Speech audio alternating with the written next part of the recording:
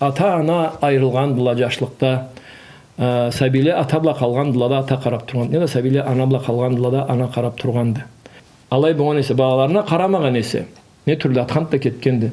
Ata-ana hakkı kalam uzat üstünde. Ahmet Allah razı olsun. Ruslan. Bismillahirrahmanirrahim. Elhamdülillahi Rabbil alemin ve salatu ve selamu ala eşrefil enbiya'i Muhammed ve ala alihi ve sahbihi ve men tabi'ahum bi ihsanin ila yevmiddin amma ba'd.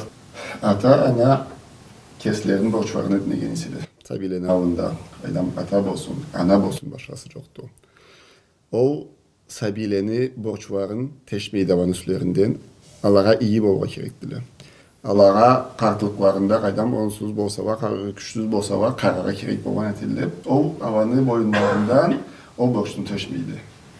O terslik etkenlerin vanı başlarına boş etmeydi o zattan. Karara kerekli atalarına, analarına.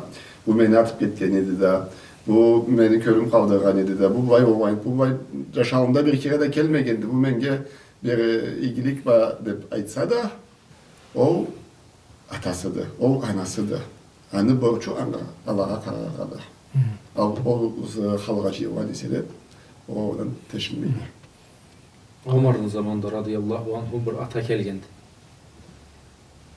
Ömer atargırga yaşından yaşım ösken, menge iki bolmayt, menge iki karamayt, menge vay soğuktu dep.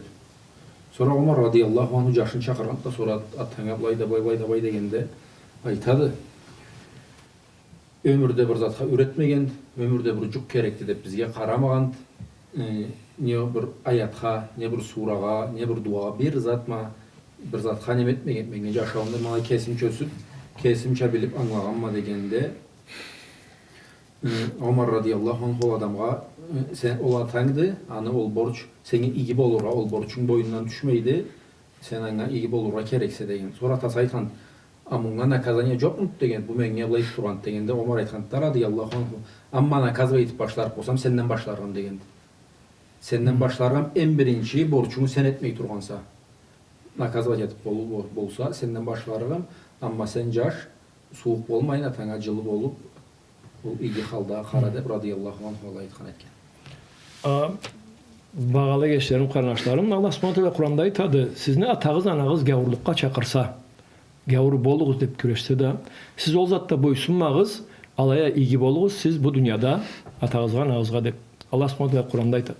Daha en bulu günah oldu gavurlukka çakırmaklık, gavur bol demeklik, Allah basaklanayık, dahi alay etsele de o zatta boysunmaysa, alaya, ata-anaga bu dünyada aşkı bolla kerekti, söz yoktu.